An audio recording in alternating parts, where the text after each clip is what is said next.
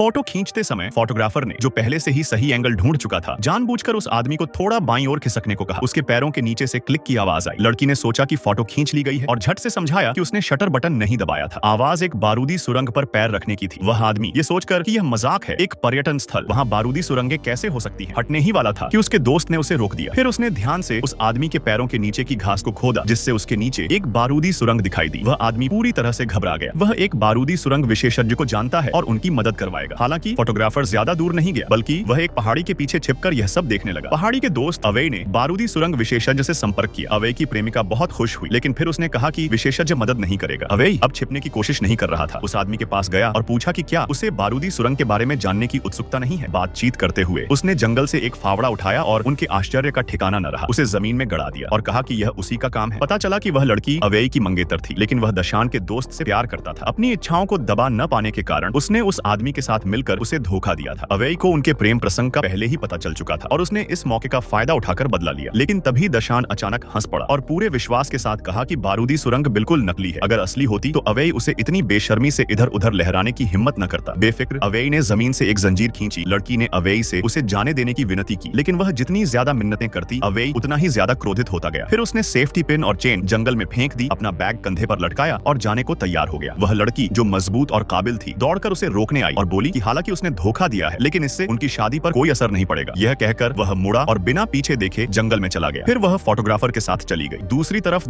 जब दोनों की समझ खत्म हो गई, तभी अचानक एक शिकारी प्रकट हुआ। उन्हें लगा कि वह उनका रक्षक है, लेकिन उन्हें क्या पता था कि यह उनके बुरे सपने की शुरुआत भर है। सलाह देता हूँ, दोनों की आप बीती जानने के बाद शिकारी की दिलचस्पी बढ़ी और उसने तुरंत लड़की के बॉयफ्रेंड से पूछा कि उसने ऐसा क्यों किया। लड़की स्वाभाविक रूप से कुछ नहीं कहना चाहती थी, लेकिन शिकारी ने कहा, अगर तुम मुझे नहीं बताओगी तो मैं जा रहा हूँ। इससे शिकारी की दिलचस्पी और बढ़ गई और उसने इसका इस्तेमाल लड़की को ब्लैकमेल करने के लिए किया। अगर उसे उसकी मदद चाहिए तो उसे कुछ देना होगा। उस आदमी को बचाने के लिए लड़की के पास मानने के अलावा कोई चारा नहीं था, लेकिन अचानक उस आदमी को उसके बैग में एक अंडरवियर मिला, लेकिन वह इससे संतुष्ट नहीं था। फिर उसने अपना ध्यान उसकी ओर लगाया। उसके बगल में खड़े हटे कट्टे आदमी ने उसे तुरंत रोका और उसके सारे पैसे और बैंक कार्ड निकाल लिए। लेकिन आगे क्या हुआ? शिकारी ने पैसे जमीन पर फेंक दिए। उसे नई चीजों की बजाय पुरानी चीजें ज्यादा पसंद थीं।